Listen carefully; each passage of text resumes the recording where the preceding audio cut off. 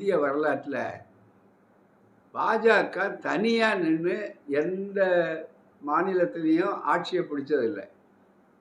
அப்படி வரும்போது என்ன செய்வாங்கன்னா, முதல்ல வாஜ்பாய் காலத்திலேருந்து அப்படி தான் வந்தாங்க.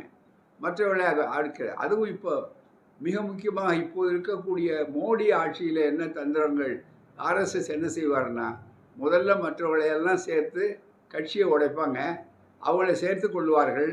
அப்புறம் அந்த சேர்த்த உடனே அந்த கட்சியே காணாமல் போகும், அதை விழுங்கி விடுவார்கள். ஆகவே அடமானம் வைத்த பொருளை திருப்பி வாங்க முடியாது. இந்த அடமானம்னு சொல்கிறதுல கூட 2 வகை உண்டு. என்னன்னா, அடமானம் வைச்சா மீட்கலாம். ஆனால் இவர்கிட்ட அடமானம் வைக்கிற பொருள் இருக்க, அது மீட்டதாக வரலாறே இல்லை. அதுக்கு இந்தியாவில் இருக்கிற இதர மாநிலங்களில் மகாராஷ்டிராவே ஒரு நல்ல உதாரணம். ஆகவே தான் போனவர்களை பார்த்தீங்கன்னா, முதல்ல மினுமினுக்கு தெரியும், அப்புறம் அது அடமானம் வர முடியாது, இவர்கள் இருக்கிற இடத்த இல்லை, இவர்களையே விழுங்கி விடுவார்கள். இதுதான் வரலாறாக இருக்கிறது. ஆகவே அந்த வித்தை தமிழ்நாட்டில் பலிக்காது.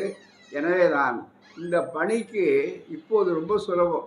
அதிமுக அவர்களோட போகிறாங்கன்னு சொல்லும்போது, இந்த கூட்டணிக்கு என்ன பெயர் என்று சொன்னால், கூட்டணியை பற்றி பேசுவதெல்லாம் அமித்ஷா உத்தரவு போடுறாரே தவிர, அமித்ஷா கட்சி பெரிய கட்சியா தமிழ்நாட்டில், அல்லது அதிமுக பெரிய கட்சியான்னு முதல்ல முடிவு பண்ணட்டும். இங்கே திமுக கூட்டணின்னு தான் பேர். அங்கே அது மாதிரி அதிமுக தலைமையில் கூட்டணின்னு அவங்க சொல்கிறது இல்லை.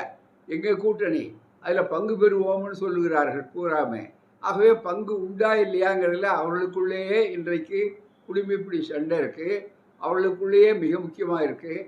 ஆகவே தான் இந்த கூட்டணியே முதல்ல உறுதியாக இன்னும் 10 மாதம் தாக்கு பிடிக்க முடியுமாங்கிறதே கேள்விக்குறி இப்போ.